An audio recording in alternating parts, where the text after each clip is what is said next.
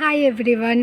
నేను ఈరోజు జామ చెట్టుకి ఎక్కువ కాయలు రావాలి అంటే ఏం చేయాలి అనే దాని గురించి ఒక చిన్న టిప్ చెప్తున్నానండి. నేను ఫాలో అయిన టిప్పు యాక్చువల్లీ ఇక్కడ మీరు చూస్తున్నట్లయితే ఇలా వచ్చింది కదండి. దీన్ని మీరు ఇలాగా ఈ టిప్పు కానీ ఇలా కట్ చేసుకొని వస్తే ఆ కట్ చేసిన టిప్ అనేది 2 బ్రాంచెస్గా డివైడ్ అవుతుందండి. 2 బ్రాంచెస్గా డివైడ్ అయిపోయి మనకి నెంబర్ ఆఫ్ కాయలు అనేవి ఎక్కువగా ఇస్తుందండి. ఇక్కడ మీరు చూసినట్లయితే నేను అలా కట్ చేసినాక వచ్చిన కాయలేనండి. ప్రతి చోట మీరు చూసినట్లయితే ఇలాగే బ్రాంచెస్గా వచ్చేసేసి కాయలు వచ్చేసి ఉంటాయండి. ఈ టిప్పు ఫాలో అవ్వటం మూలాన మీకు జామ చెట్టు అనేది ఎక్కువ హైట్కి వెళ్ళదండి, బుషీగా వస్తుంది, ప్లస్ కాయలు ఎక్కువగా ఇస్తుంది.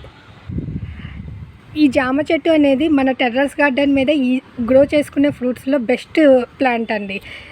చాలా ఈజీ మెయింటెనెన్స్ అండి. పెద్ద ఫెస్టులు కూడా ఏమీ రావు. వీటికి వస్తే మిల్లీ బగ్స్ వస్తాయండి. మిల్లీ బగ్స్ వచ్చినప్పుడు మనం ఏం చేయాలి అంటే ఆ ఆకుల్ని తీసేసేయాలండి. లేదు అనుకుంటే చెట్టు బాగా హైట్కి వెళ్ళిపోయింది, మనము ఆకుల్ని తీయలేము అనుకుంటే అప్పుడు నీమ్ ఆయిల్ స్ప్రే చేయొచ్చండి. ఈ ప్లాంట్కి పాలినేషన్ అది కూడా ప్రాబ్లం ఏం లేదండి. ఇది సెల్ఫ్ పాలినేట్ అయిపోతుంది. అండ్ 365 డేస్ కూడా ఇవి కాయలు అనేది కంటిన్యూషన్గా వస్తాయండి. ఇది టెర్రస్ గార్డెన్ మీద మీరు గ్రో చేసుకోవాలి అనుకుంటే ఒక ఇద్దరు ఉండే ఫ్యామిలీకి ఒక ప్లాంట్ సఫిషియెంట్గా ఉంటుందండి.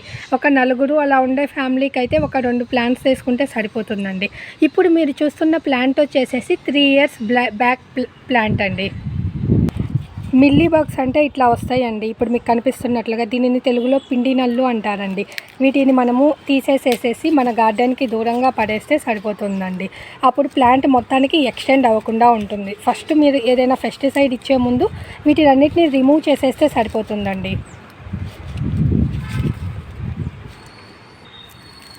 ప్రతి ఒక్కరూ మీ టెర్రస్ గార్డెన్ మీద ఈ జామ చెట్టును కూడా పెంచుకోవడానికి ట్రై చేయండి. పెద్ద హెవీ ఫీడర్ కూడా కాదండి. దీనికి అన్ని ప్లాంట్స్కి ఎలాగా ఇస్తామో అలాగే న్యూట్రిషన్స్ ఇస్తానండి, లిక్విడ్ ఫెర్టిలైజర్స్ ఇస్తానండి. Thank you for watching.